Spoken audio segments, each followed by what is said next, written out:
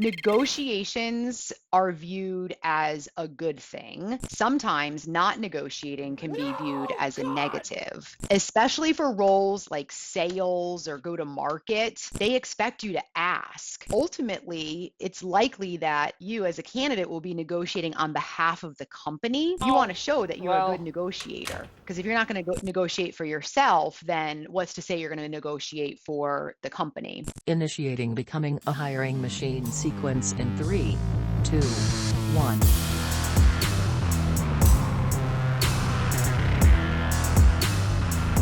Hey everyone, it is Lex Winship, and welcome to Becoming a Hiring Machine. This is the show dedicated to fixing recruitment by going beyond saying what needs to change and instead teaches you how to make the change. Today, we have an amazing episode ahead of us, but before we get into that, I want to tell you a little bit about the show. Essentially, we have shows within the show. Sometimes we have interviews with industry thought leaders. Hint, hint, that's what we're doing today. Other times we cover trending topics, and every Tuesday we drop a Tactical Tuesday episode where we go deep on how to do something that will help drive better results in your day-to-day. Occasionally, you'll also hear a mic drop episode from Loxo's founder, Matt, where he shares something that he's been thinking about within the recruitment space and wants you to know. Today, we are diving into a crucial topic, gender equity in the executive suite. So we have the perfect guest today to guide us through the latest insights in this topic. Joining us is Tara Flickinger, a partner at On Partners, a leading executive search firm dedicated to building diverse C-level and board leadership teams. Tara is here with us today to discuss On Partners' recently released 2025 Women's Report, which analyzed over 1,000 senior-level executive searches to identify compensation trends and shifts in executive representation for women. We are thrilled to have Tara here today to discuss some of the report's most compelling findings. So get ready for a very insightful discussion on the current landscape, the future outlook for women in executive leadership.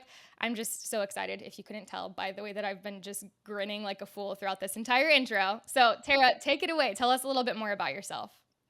Sure. So at On Partners, as you said, I've been here for just over 6 years. I've been in executive search for over 10 and was in a variety of different roles and industries prior to getting into search. And I'm fortunate because I absolutely love what I do. My most important job, however, is that I am a mom of three. I have two daughters and a son, and they keep me on my toes. I Uh, love it. yeah, And also so being a wearing mom multiple to two hats. daughters, you Yes. definitely this I feel like this report and the findings probably hit close to home for you. You know, raising two future women who I'm sure you have big hopes and dreams for. This is all super relevant. Yeah, for sure. And there are things that I wish I knew when I was younger that I try to instill in my girls so that, you know, they don't make the same mistakes that I do and go into the world with more confidence and conviction and clarity than I did. But easier said than done, right? Definitely. Definitely. Okay, well, with all of that in mind, let's dive in. I've got a couple of questions for you that are specific to the report and its findings. And for our listeners, I'm going to drop that report in the show notes so that you guys can actually look at the data. If it's helpful for you, if you're not driving, you can look at it while you listen to this podcast. If you are driving, please, please, please, for the sake of the safety of everyone on the road, save looking at the report for later. So, one thing that is made very clear in the report is that women often come in lower than men on total compensation, not necessarily just due to a base salary discrepancy, but due to lower bonuses and sign on bonuses, et cetera. What do you think is the driving force here? Like, why is this the case? And what also are some overlooked non salary components that women should prioritize? And then, how can they effectively advocate for them, which I think is, Yeah. often the tricky part. So it's a good question, and I think there are probably a number of factors at play here. But I would say historically, I think that women have been quick to trade flexibility for compensation because without flexibility, they couldn't have the job, period, potentially, and they'd rather the job at a lower salary than no job at all. And I think that's changed because I think both men and women are looking for flexibility today. So women really should not be making concessions on compensation for flexibility. So that's one thing. Another is, I think women don't ask as much as they should. I think it's not in um, everyone's nature to ask, or at least sweeping generalizations is that men tend to ask more. And so, when our clients go to offer, unless negotiations took place ahead of time or it is clearly stated as such, companies do not make their first offer their best offer, because they always expect there to be an ask or some negotiations on the candidate's side. And they'll never offer a sign-on bonus or a guaranteed portion of a bonus unless there is an ask for candidates. So I think, or an ask from candidates. So I think women don't ask for these things as much as men, and that is reflected in the bonuses and the compensation beyond just a base salary. I think that makes so much sense, just given, again, broad sweeping generalizations. But I do feel like women are socialized to not Hmm. feel like a burden, to not feel like they're asking for too much, to make yourself as small and as unproblematic as possible. And so I'm curious, I feel like, how do you fight back against that mentality of like, if I ask for more, I'm going to look bad. I'm going to start off on this foot of being demanding Hmm. and being difficult and not a, just accepting and just kind of like takes what they get type of person. How do we kind of combat that mentality? Yeah, for sure. And I mean, that's a real, concern and fear for women, because they want to get the job, Yeah. ultimately. And I think some people think that the offer would be rescinded if they ask for too much, and that's not the case. I think negotiations are viewed as a good thing, and sometimes not negotiating can be viewed as a negative, Mm. especially for roles like sales or go to market. They expect you to ask. And, ultimately, it's likely that you as a candidate will be negotiating on behalf of the company. And so you want to show that you're a good negotiator, because if you're not going to negotiate for yourself, then what's to say you're going to negotiate for the company? And so in those conversations, you can say something to lessen the awkwardness of, hey, hiring manager, hopefully this will be the last time that we're on opposite sides of the table. Moving forward, I'll be negotiating on behalf of the company, and, alongside you. Um, and and that kind of makes the conversation a little bit more palatable and takes the awkwardness out of it. Um, and employers want employees who know their worth and who are going to stand up for them, because that's ultimately how they want them to operate as an employee of the firm. That's So a really, really interesting perspective. I've never heard it put that way, but you're actually demonstrating a skill set by negotiating and by asking for more. And yeah. I love that framing of like making it a little bit tongue in cheek, but still putting it out there and proving that this Mhm. is an area where I can bring value to the table. And also, I'm going to demonstrate the fact that I believe in myself. So I love, love, love that framing. Good. So then what are some other things outside of base salary that we could consider when, negotiating? If it's not necessarily within the bounds of base comp, what else is out there? Yeah, for sure. So there's a lot that goes into a compensation package. And some other things to consider are bonuses. And you always want those to be performance based, because companies love it when a candidate is betting on him or herself. So for sure, asking for performance based bonuses. Sometimes they'll split it and it'll be partly individual, some company, but anything where a candidate is betting on themselves and the impact they're going to make on the company, great signal to hiring managers, and absolutely can have a significant impact on one's compensation package. Long-term incentives, or equity. There are lots of different forms of those, but that shows that a candidate is in it for the long haul. So another way to think about compensation package. Also, there are times when a candidate might be walking away for a bonus that's already been earned, or commissions that have already been earned, or joining a firm at an off-cycle time. And so we always tell candidates to ask if there's anything the employer can do to, alleviate or lessen the loss. Not necessarily make them whole, but to lessen the comp that they would be walking away from.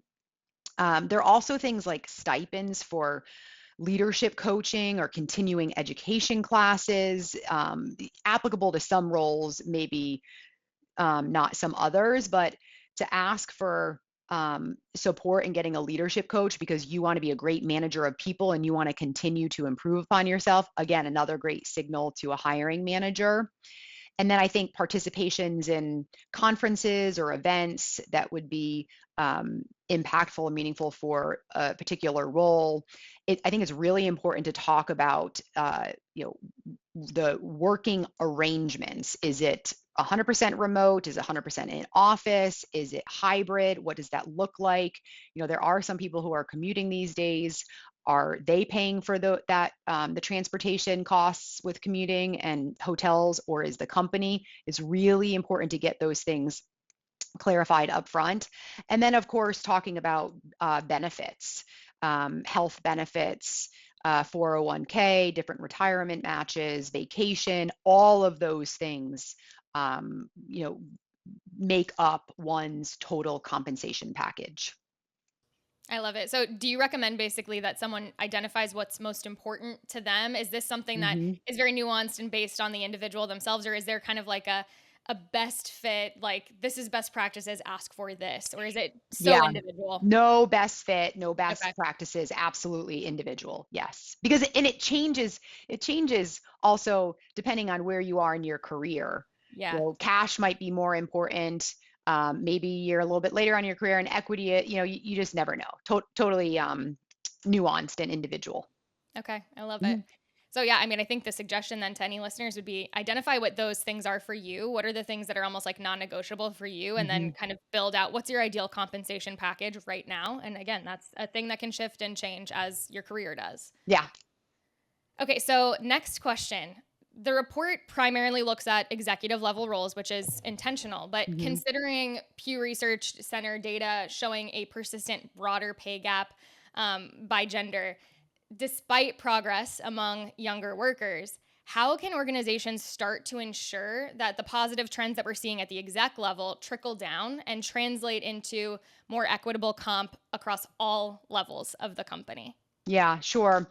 So this is going to vary from company to company depending on the size and sophistication. But a couple of things that I think are good. One is very structured hiring and promotion practices. Though, if it's very structured, that will ensure equitable compensation across all levels of an organization. And then standardized compensation structures, and um, and then transparency with pay. And so that is sharing pay bands for certain levels and being very clear about what needs to be achieved to move into a different pay level. All of that will keep things very equitable. Sometimes you get into the habit of asking for salary history or where a candidate is currently, and that anchors them, and then they get paid what they were being paid, not necessarily what the job is worth in their mind or in their band at the company. And that leads to this discrepancy or pay inequitability. And so not asking, which in a lot of states they're not allowed to ask for that reason exactly. So structured processes, standardized compensation uh, parameters or structures, and then pay transparency. When it comes to those kind of set compensation structures, the standardization, how do performance-based bonuses kind of fit into that? Is that something that you would also recommend, that there's structure around like KPIs and deliverables and having that be kind of factored into that? I'm just curious, like how that kind of fits into that standardization. Absolutely. Absolutely. I think based pay is critical because ultimately we're humans, right? Human nature is we are going to work, um, we're going to work towards what's incentivized. And if we have clear KPIs, goals, metrics, quotas, whatever it is, and we are going to be compensated for those, uh, ultimately you're going to get the best performance out of your employees. And you should be getting compensated based on your performance, your impact on the company.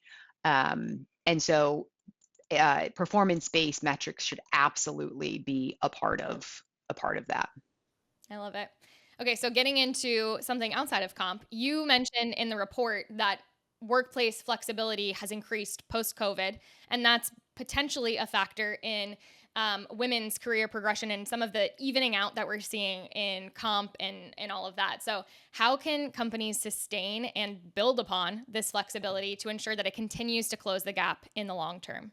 Yeah, so I think this sort of builds upon that performance-based Exactly. culture because, I think back, and this differs depending on where you are in your career, but I think there was this overarching thought that um, if you were in the office in your seat, you were working, and if you were not, you were not working, and that's an easy way to judge one's inferred performance is whether or not they're in the seat. What happened with COVID is that no one was in the seat. And so women proved that with more flexibility and not necessarily having to be in the seat from X time in the morning to X time at night, they were able to still get their jobs done, sometimes even better. And they sort of proved that you didn't have to be in the office to do a really good job at in your role and to make impact on the company. And so I think companies really need to evaluate candidates on, or excuse me, employees on their performance and not necessarily their time in the seat or hours in the office. I mean, and especially if you think of like some sales roles, if you're in the office, that's probably not a good thing because you're not spending time with clients and customers and out on the road. Now, here's where I'll caveat this. If we're sort of putting the C-suite and executives aside, I strongly believe that early in one's career and in the beginning portion of one's career, that the best training and development happens in person in the office. Those interactions are invaluable and cannot be replicated.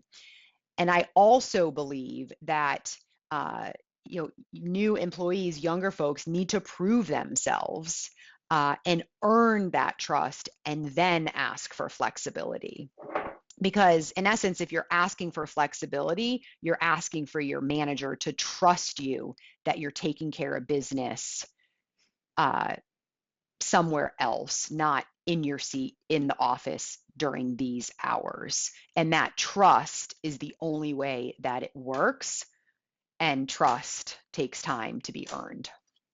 No, I love that distinction. And I think it's so Mm-hmm. important. This is something where, I look back at my career personally and I'm remote now, but I don't think that I could feel as confident and as comfortable working remote if I didn't have that structure of working in an office and like paying my dues in a Yeah. sense early on. And even just learning, okay, what does this look like? It's social interactions. Mm-hmm. It's also just, it's being in a meeting in person and just feeling that energy that kind of helps you develop that sense of awareness, situational awareness, and then also just like a confidence in yourself. And so I totally hear it from that perspective, and then also obviously the building trust perspective later in your career. That Yeah. probably you've got demonstrated success and proven data that helps you kind of earn trust right from the get go. But I think earlier in your career, putting in You the gotta, hours and paying you your gotta, dues. yeah, you gotta put in the time and Yep, no shortcuts. yeah,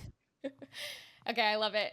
So speaking of just kind of in general climbing the ladder, so to speak, are yeah. there any traits or common characteristics across women that you've noticed throughout your career that are kind of maybe contributing factors to them being able to make these big moves? Yeah, for sure. I mean, the the women who I see who are most successful are they're confident. They have strong conviction in who they are and what they bring to the table. They're competitive. They wanna win. They wanna make impact and maybe beat others. They have a high level of IQ, but I think more importantly, they have a really high level of EQ. They understand how to work with and through people, how to influence, how to manage up. I think these women also have a tendency to ask for forgiveness and not for permission, meaning they, move forward. um, I think also this idea of women and it's in all different parts of one's career is just being very proactive. So they anticipate needs, either needs of their managers or their team, but also of their clients or customers. They're solutions oriented. They communicate very clearly. They manage up. I think that's really um, an overlooked skill set, but to be able to manage up and down and all around, I think they're crystal clear in expectation setting and they're aligned with their teams, either their managers or direct reports or colleagues. I think it's really important for women to seek mentorship and to develop internal champions. So the women who are most successful, they do that well and very naturally in an authentic and genuine way where they connect with maybe another woman, maybe a man, maybe internally, externally, to have mentors and champions to support them in their career and vouch for them. And then they ask for feedback. I love it when my consultants ask for feedback, and then I love it even more when they implement that feedback. Feedback can sometimes be hard to take, and I know at different points in my career I didn't love hearing feedback, but it is a true gift, and it is an awesome way to propel one's career. I also do think that framing it up as this is something I'm asking for rather than something that's coming out of left field or catching Yes. me by surprise. If you Yes. can create this culture of like, hey, I'm really wanting feedback, I'm checking in and asking for it, it Yeah. doesn't hit as hard because it's not something that you're caught off guard by or surprised by. Yeah, I think you're absolutely right. And I think my husband has some funny thing he says where with feedback, take it in, chew it up, digest or ingest and digest what resonates with you, and if there's something that doesn't really, maybe kind of spit that Spit that out. out. But take the feedback and make it work for you. No, I love that. There is inherent subjectivity to some of this stuff. So I do think like Hmm. the more feedback that you're getting from the more varied sources, the more you can kind of start to develop a sense of intuition around, okay, yeah, what do I need to, yes, ingest, so to Yes. speak, and what do I, Yeah. incorporate into things moving forward. You So, always need to think about who's delivering the feedback. And yep. that's why I think it's so important for women to seek feedback from those who they trust and admire and respect. Yep, I love that. My husband and I call it blind spots. We're always checking in with each Yeah. other, like, do I have any new blind spots that I need to be aware of? And I try to think through that in work and like collaborating with people. Like, how am I being a good teammate and Hmm. how am I kind of dropping the ball and where can I start to be aware of that? So I I love love it. that point. I think it's so, so, so important. And mentorship, another thing that I think is so underrated in this sense, Hmm. but I really do believe and I've benefited from strong, yeah, women who in my life who I've been able to look at as a model of Hmm. okay, I want to learn from you and I want to have you invest in me. And it's this mutual, just incredible relationship. So I Yeah. love that you called that out. Okay, so in a recent Business Journal article, you specifically touched on societal biases. So, for example, the fact that oftentimes we've had this idea that when men leave work for family matters, they're seen very positively. It's seen as this thing that they're doing really well, whereas women often face different perceptions around the same Mhm. topic. So, how can companies actively work to dismantle these biases and foster a more equitable understanding of work life balance in general? Yeah, so the good news, Lex, is that I really think that there's much more acceptance than there used to be. And that example that I gave is probably dated if I'm being honest. And again, it varies from company to company and culture to culture, right? Some companies are more accepting, others or not. And then sometimes the actual profession that you're in does not allow that flexibility that others do. But I think what's important is for there to be good modeling at the top. Um, you know, Ultimately, if your manager or the leaders at the top of your firm, um, they have good balance where they're able to be an engaged parent or an engaged daughter, they're taking care of parents or son or friend or whatever it is, and then that sort of waterfalls throughout the organization. So if it's important to the culture of the firm, it starts at the top with modeling. I think that is such a great point, and it's something that I try to be aware of. When you're responding to Slack messages at 2 a.m., it does send this message to your direct reports Yeah. that they're expected to be on in Mhm. that same way. And I think like one thing that I've seen a lot of people do and that I've started to incorporate is scheduling messages. Yeah. Yeah, maybe I had some appointments during the day and I'm catching up at work at 10 p.m. I don't need to send that message right now. I can schedule it for the morning and my team can see those messages when they log on in the morning and deal with it then and Mhm. not feel that pressure to kind of be on all the time. And so I think that, you mentioned flexibility earlier. I think this is an area where flexibility is really good, but it can also create a bit of a blurriness between Mhm. boundaries on a work life basis. And so Mhm. just having that awareness of what message am I sending by doing X or Y right now, and how can I kind Mhm. of create a bit more of that structure where people don't feel that pressure, I think is really, Yeah. really important. I think it's important for people to set boundaries that work for them because of technology. There's this 24/7 nature of the working world now, and that's 7 days a week. And so it's important for individuals to set their boundaries.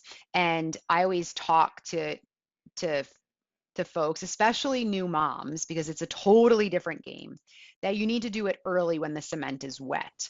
Because if Mm, you're coming to the office and you're staying till 6 o'clock every night and you have a new baby, that the expectation is that you're going to continue to do that.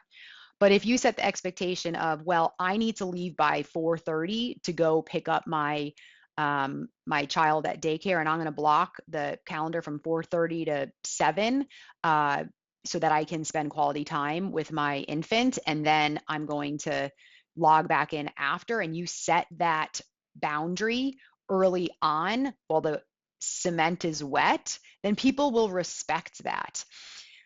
With technology is there are flip sides of the coin. There are positives and minuses. The positive side is that you can virtually work from wherever you are, but that's also the negative. So it's on an employee, it's on you to set those parameters and those boundaries so that you're not working 24/7, right? So there's positives and negatives. The same is true of flexibility.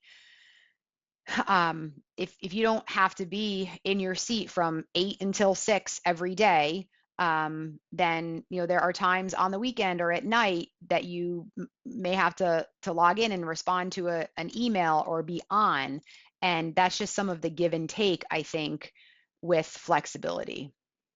totally. Yeah. It reminds me of kind of that dichotomy that you represented earlier of, impact versus visibility. Visibility is harder to come by in this kind of distributed workforce that we've all kind of adopted. And so trying to focus maybe our own mindsets on impact rather than like, I have to be on at all times. I think that shift is one that probably culturally happens kind of slowly, but we're moving in that Yeah. direction. But I think being very clear with people so they know you're not on from this time to this time is really important, because the worst thing is for others to be wondering, well, what's going on? Where is she?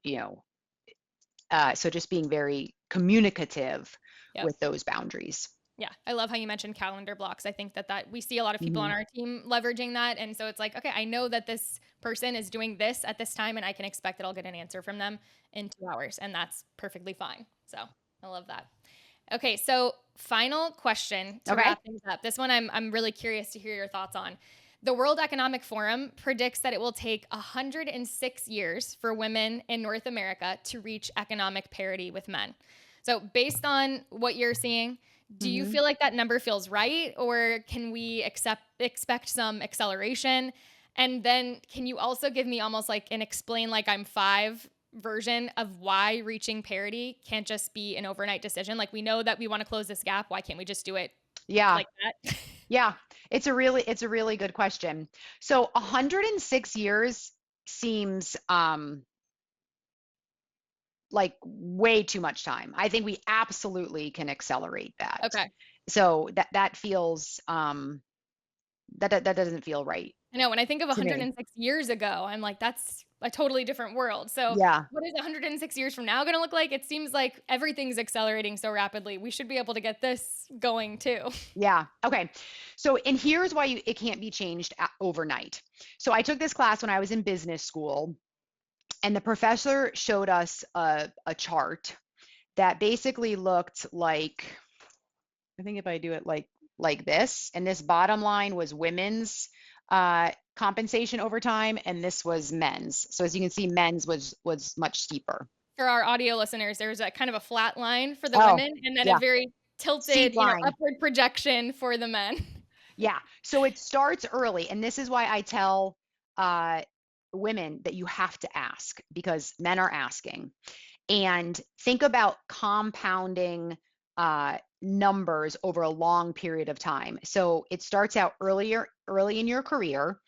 And if a man asks, and then he asks again, and he asks again, and he asks again, then his compensation is going to increase at a higher, steeper rate than someone who's not asking. And if you extrapolate that out over time, over the career of an individual, there's going to be a big disparity because of the compounding nature of one's compensation.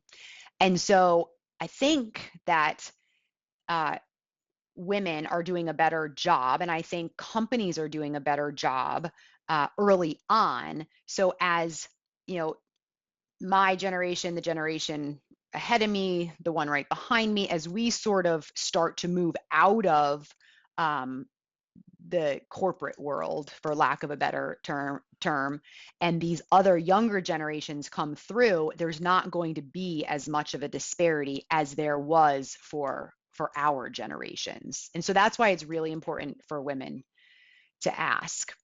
Um, the other thing that I think is important to note is that, and I'm dealing with people and compensation and offers all the time, Yep. is that there's never a discussion of, oh, well, she's a woman and he's a man and he should be paid more. That never happens, ever, That's good. At least we know ever. that. Yeah. What does happen is that candidates come to us and we talk about compensation and what their compensation expectations are. And so a lot of times the package is rooted in their compensation history and what their personal expectation is for the role. So if women have been making less over time and they come to me and they say, well, this is what I've been making, this is what my expectations are, and it's less, then they're going to get less than a man who has been making more money over time and has higher expectations. And so again, it goes back to way back when, early on in one's career, starting uh, negotiation process early and asking for more so that over time there isn't such a disparity between men and women's compensation. Does that make sense? It Am I does. No, clear? that's perfect. Any It's clarifying interesting. questions? Well, it's just interesting to me that the level of, yeah, this isn't an intentional decision on Mm-mm. behalf of hiring teams, and that's a really good thing. But it's also partially what makes it harder for this to change very quickly because it's not something that's just like standardized across the board. We're Yeah, doing this, and now we'll change to doing that. Like you said, this is part of they're a big deep system. roots. Deep Yeah, roots to this. deep Yeah. roots. Yeah. And that's why, I mean, it's so important for women to advocate for themselves, but it's also so difficult because it's not been the way that the system has worked historically. And so I really appreciate this conversation because I feel like it's very empowering in the Hmm. sense of, okay, like we have the ability and it's important for us to advocate Hmm. for ourselves because the decisions that you make early in your career do have such a major impact on the trajectory of your career. And then as we extrapolate that out across all women, we all rise together. And so I Yeah, don't know, I really appreciate that perspective. I think it's really important. sure. I think maybe one last thing that I would Yeah. add is that, I talk a lot about or encourage women to ask. I recognize it is not easy. And I will say there is an art to doing it. Um, I'm not suggesting or condoning being brazen and disrespectful and demanding things, but speaking up for oneself in a confident, convicted way, knowing that you are going to make tremendous impacts because you are going to pour your heart and soul into what you are doing and you want to be compensated accordingly.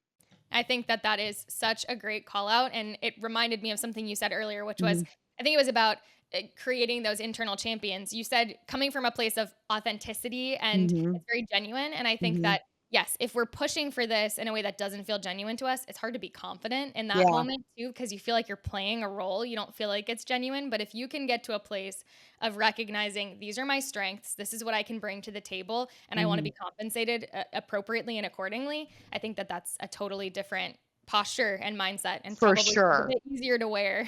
For sure. Well, thank you so much for this. I feel like this was Yeah. such an incredible conversation. I wish that I could have heard all of this 10 years ago when I was Me just starting too. my career.